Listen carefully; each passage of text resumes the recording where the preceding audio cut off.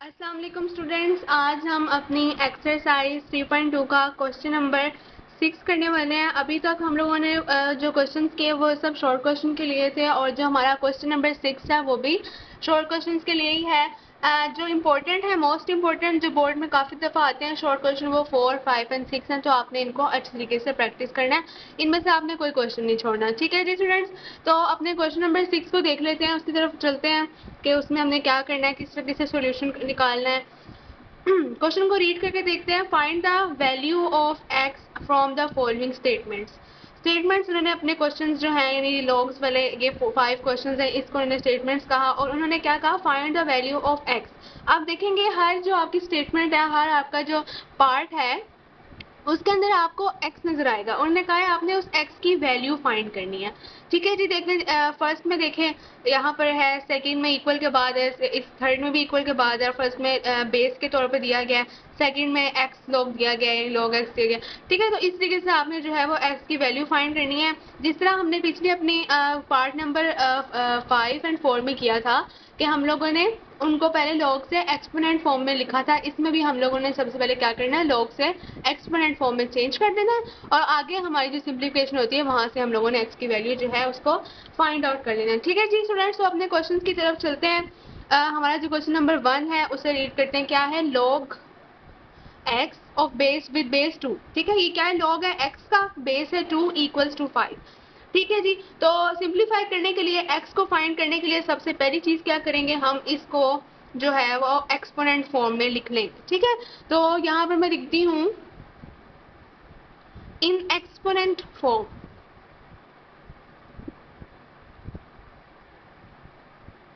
ठीक है जी, तो हम जो हमारा क्वेश्चन है, पार्ट नंबर 1 है, इसको हम लोग ने एक्सपोनेंट फॉर्म में लिखना है। एक्सपोनेंट फॉर्म में किस तरह लिखना है वो आप देख लें। सबसे पहले आपने यहाँ पर देखना log 2। 2 क्या है, यहाँ पर बेस है log। ठीक है जी, तो आप सबसे पहले क्या लिखते हैं, 2 बेस लिख ली सबसे पहले। उसके बाद आपने लिखनी होती है 2 की पावर। 2 की पावर हम कहाँ से लेते हैं, इक्वल के बाद वाली जो वैल्यू होती है आप इस तरीके से देख लेंगे। ठीक है जी, तो 2 की पावर क्या हो जाएगी, 5 हो जाएगी। यहाँ पर हम लिखी 2 की पावर, फिर आप डालते हैं इक्वल का साइन। इक्वल के साइन के बाद वो वैल्यू आती है जिसका लॉग होता है। लॉग किसका है, यहाँ पर एक्स का लॉग है, तो हम यहाँ पर डाल देंगे एक्स।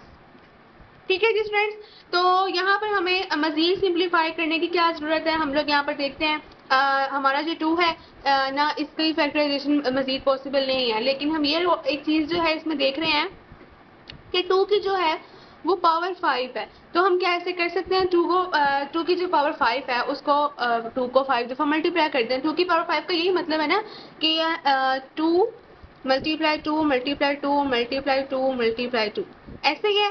तो करके देखें, 2 2 ज़ा 4, 4 2 ज़ा 8, 8 2 ज़ा 16 एंड 16 2 ज़ा होता है 32।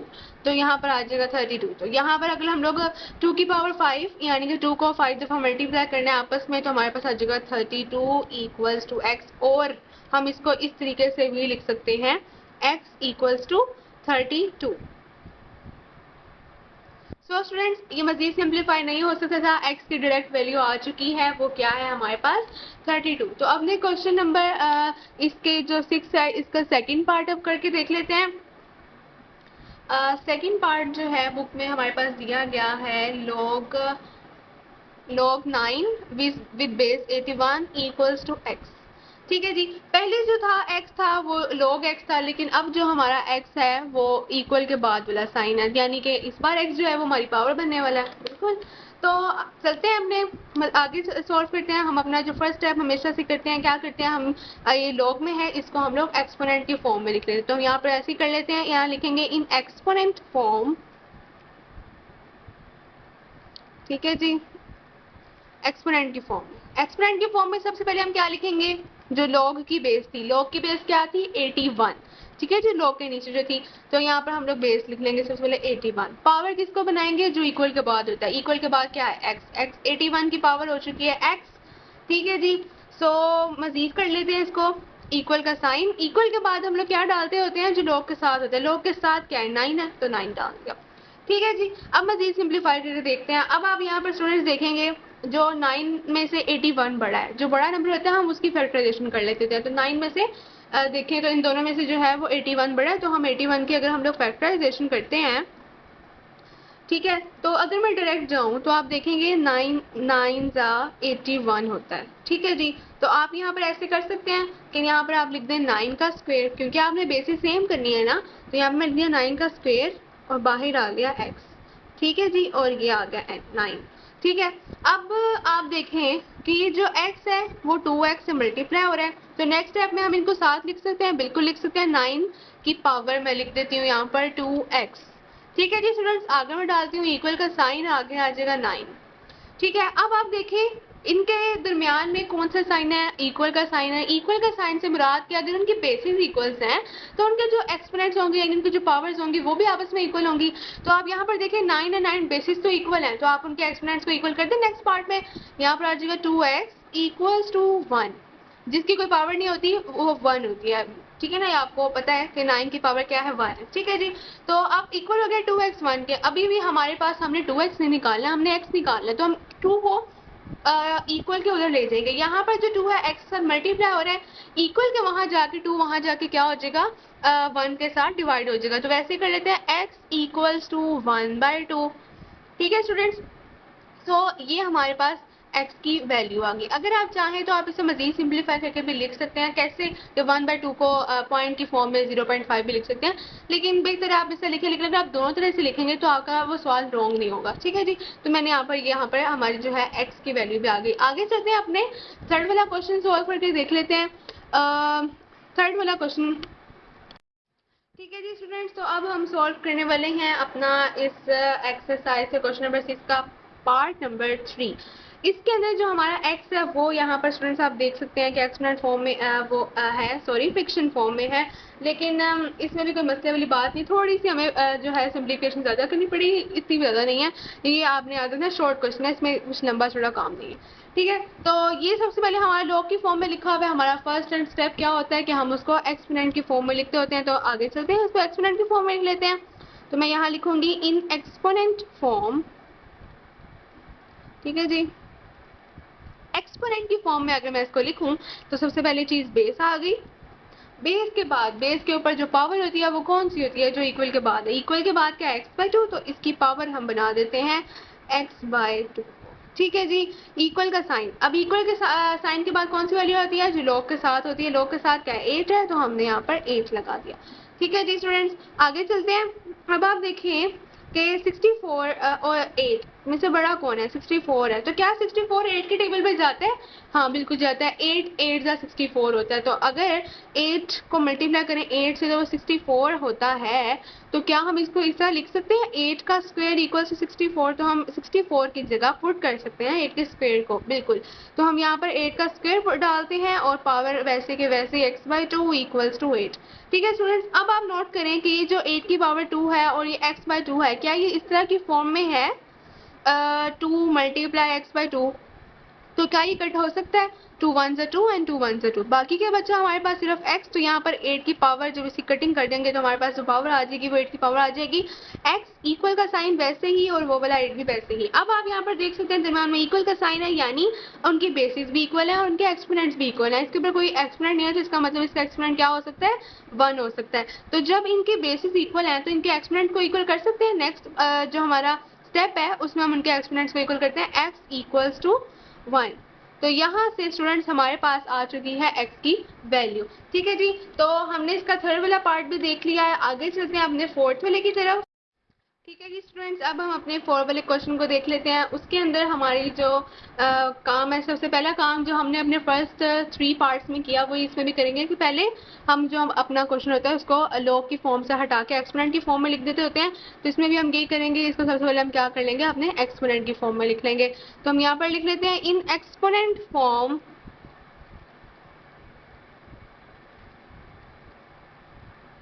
जी। तो इसको एक्सपोनेंट की फॉर्म में लिखेंगे तो सबसे पहले हम क्या लिखते होते हैं, बेस लिखते हैं। तो बेस हमारे पास क्या है, लॉग की बेस क्या है, x है, तो हमने यहाँ पर x लिख लिया। उसके बाद हम इसकी कुछ ना कुछ पावर बनाते होते हैं। जो पावर हमारे पास कैसे आएगी, जो इक्वल के बाद वाला साइन होता है वो उस बेस की पावर होती है। तो इक्वल के बाद हमारे पास 2 है, तो यहाँ से ये इसकी पावर बन जाएगी, तो यहाँ से आ जाएगा 2। फिर हम डालते होते हैं इक्वल का साइन और फिर वो वाला नंबर डलता है जो लॉग के साथ होता है। लॉग के साथ कौन सा नंबर है, 64, हम यहाँ पर डाल देंगे 64। आगे चलते हैं, अब जी हम लोगों ने फाइंड करनी है एक्स की वैल्यू, यानी एक्स हम लोगों ने फाइंड करना है, लेकिन यहाँ पर है एक्स का स्क्वायर, तो स्क्वायर को खत्म करने के लिए हम यहाँ पर ले लेते हैं स्क्वायर रूट। ठीक है जी, तो मैं यहाँ पर लिख लेती हूँ taking square on both sides. ठीक है जी, तो अब हम क्या करने वाले हैं, दोनों साइड पे स्क्वायर रूट लेंगे तो x का स्क्वायर है, इसका स्क्वायर रूट ले लिया, एंड 64 का भी स्क्वायर रूट आ गया, क्योंकि जो भी हमने अगर हम स्क्वायर लेते हैं उसको भी हमने बोथ साइड पे लेना होता है, और अगर स्क्वायर रूट लेते हैं तो उसको भी हम लोगों ने बोथ साइड पर ही लेना होता है। तो अब यहाँ पर आप देखें स्क्वायर जो है वो स्क्वायर रूट से कट हो जाता है, और x इक्वल्स टू, अब देखें अंडर रूट 64 किसके इक्वल होता है, अब यहाँ पर जब 64 8 8 यहाँ पर आ जाएगा 8 का स्क्वायर। ठीक है जी, यहाँ से भी स्क्वायर रूट से कट हो जाएगा, एंड x इक्वल्स टू 8, क्योंकि 8 8 से 64 होता है, तो यहाँ पर आ गया 8 का स्क्वायर। तो ये देखें 8 मल्टीप्लाई बाय 8 इक्वल टू 64, तो हम 64 की जगह 8 का स्क्वायर पुट कर सकते हैं। तो हमने वो 8 का स्क्वायर पुट किया, स्क्वायर रूट जो है स्क्वायर से कट हो गया, और यहाँ से हमारे पास वैल्यू आ गई x इक्वल्स टू 8। अगर आपको कंफ्यूजन है कि स्क्वायर रूट से कैसे कट होता है, तो वो भी मैं आपको यहाँ पर करके दिखा देती हूँ।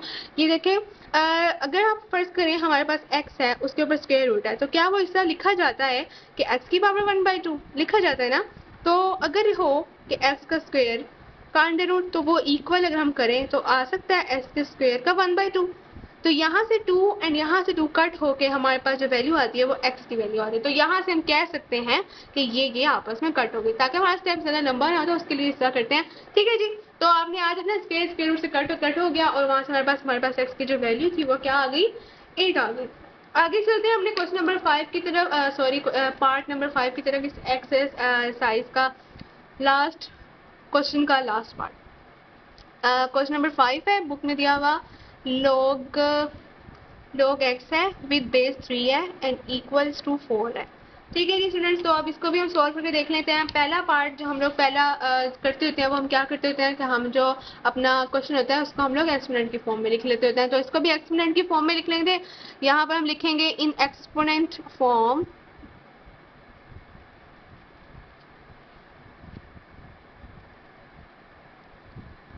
ठीक है जी, इसको एक्सपोनेंट की फॉर्म में लिख लिया।